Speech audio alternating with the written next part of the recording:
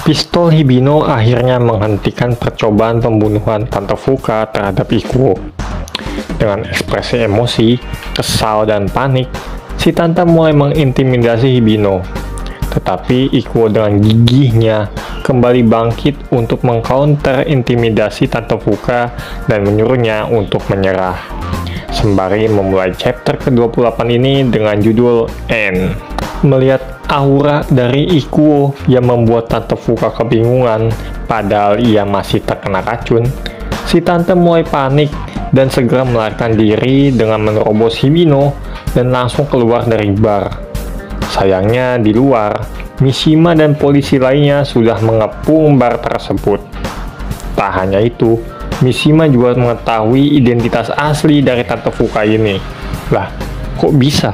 Ikuo pun akhirnya dilarikan ke rumah sakit. Di samping Hibino yang cemas dan Mishima yang menganggap Ikuo selalu mendapatkan perhatian melulu.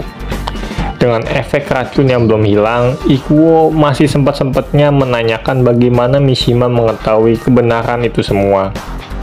Mishima menjawab bahwa kasus pembunuhan oleh Kazumi 7 tahun yang lalu adalah kasus yang ia tangani.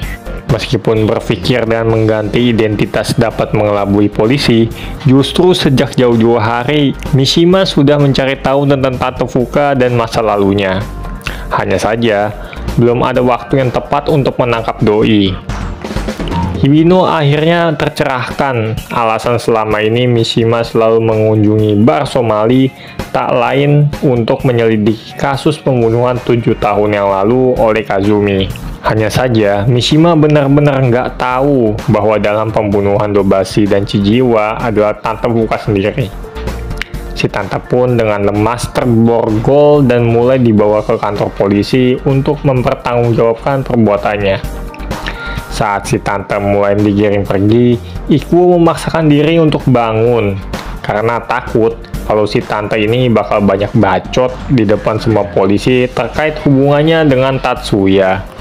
Ternyata si Tante hanya menitipkan pesan kepada Tatsuya kalimat yang pernah diberikan kepadanya dahulu, yaitu jangan dikalahkan oleh masa lalumu. Si Tante pun akhirnya berlalu meninggalkan Ikuo dan semuanya. Melihat tragisnya nasib Tante Fuka, Mishima iba melihatnya. Yang semula dia menolak ibunya yang seorang pembunuh dan pergi meninggalkannya hingga ke Tokyo, tetapi jejak ibunya masih ia ikuti. Meskipun ia mencoba menulis nasib barunya, ia tetap saja tak mampu mengubahnya. Melihat dan memahami nasib tragis Tante Fuka dari masa lalu yang tidak dapat dirubah, Ikuo hanya terus berusaha untuk menjalani takdir ini, yaitu pembalasan. Di markas Divisi 1, Tatsuya akhirnya menghirup kebebasan. Sambil berjalan dengan elegannya, ia masih saja meledek petugas polisi yang pernah menginterogasinya pasca Chijiwo tewas.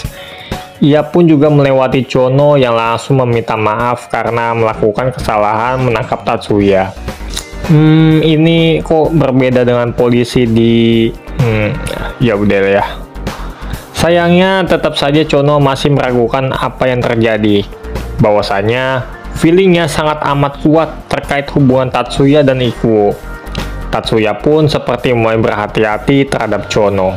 Saat mereka berdua berpisah, Chono memberikan info bahwa Tante Fuka tewas bunuh diri di rumah sakit di pagi hari dengan racun botulinum yang masih ia simpan saat pergantian mobil menuju kantor polisi. Tak hanya itu, kabar Chijiwa dan penangkapan Tatsuya menjadi gorengan media yang ngebuat Chono menjadi sakit kepala. Hanya saja, Tatsuya tak menghiraukan perkataan Chono, tapi meratapi kemalangan dari kematian Kazumi. Scene berpindah ke rumah sakit, di mana Hibino menerima telepon terkait keadaan dari Ikuo yang memerlukan waktu yang lama. Hal itu membuat Hibino sangat kesal di saat Ikuo dengan lahapnya memakan buah.